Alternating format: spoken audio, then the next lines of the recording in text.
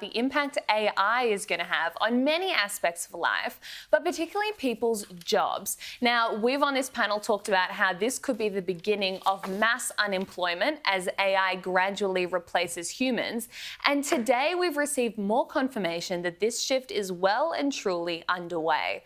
Microsoft is laying off 9,000 people, or 4% of its entire workforce, and replacing those workers with AI. Microsoft CEO has said that already more than 30% of their code is now being written by AI. Yep. Now, the concern, Joe, is a lot of the entry-level engineering positions, even now mid-level engineers, it can all be replaced by AI. And what are these 9,000 people going to do? I have no doubt they themselves can find other jobs.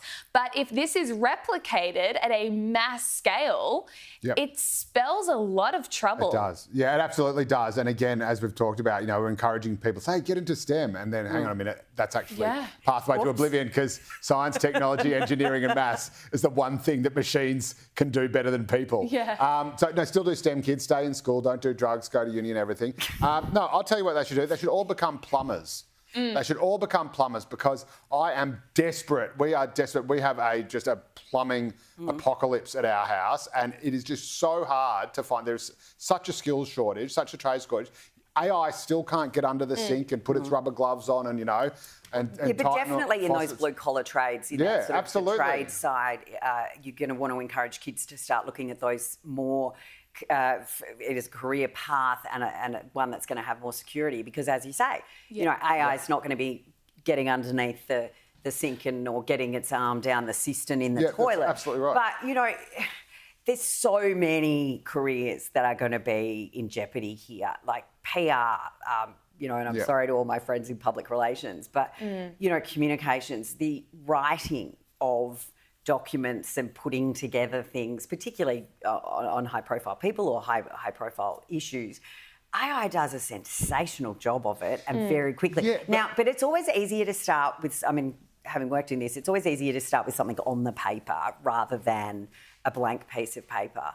And this is, just another step, and it will continue to evolve. I'm not saying everyone's going to go, but it'll be the volume of jobs. No, but do you know the interesting thing, though? AI can write things if they are very straightforward and banal and predictable. What it can't do is tell jokes. So AI still can't tell jokes. And so there are things that make us human that computers, I'm not saying they'll never be able to do it, but are we allowed to tell jokes anymore? Doesn't HR haul you in? This is what I think will actually happen. I think that AI will force people to be more creative, to think outside the box, to be able to think more laterally. I see the things that AI comes up with, and this might sound a bit wanky, whatever, but you see something written by AI, and as a writer, it kind of makes you sick, because it is so incredibly banal, cliched, But you're a very good writer. Well, it's not creative at all. That's the thing. It's not AI, creative, no. I mean, with generative AI, it is remarkably good at creating things like songs, even artworks it can do pretty well. But it's always looking at what is already in the public domain and then digesting that.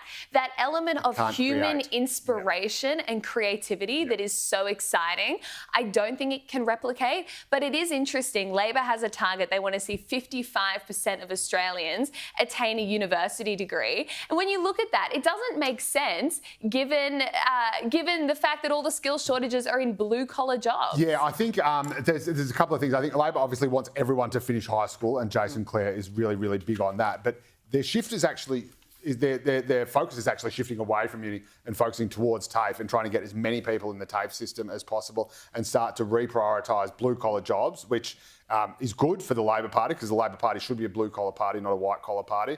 And also that is, I mean, I'm only half joking, that is where, I mean, we've got literally tens of thousands of dollars worth of work that needs to be done, and we are struggling to find a plumber and a tiler and an electrician, all that stuff, because they are just in such high demand. And I think we need to not destigmatise. That's probably the wrong word, but I think over the last couple of decades there was this sort of expectation that a successful student goes to university, and that's just not true, and it shouldn't be true. And we should be giving tradies as much respect and as much kudos and as much sort of status in our society and in their proud parents' heart as any other profession. Totally agree.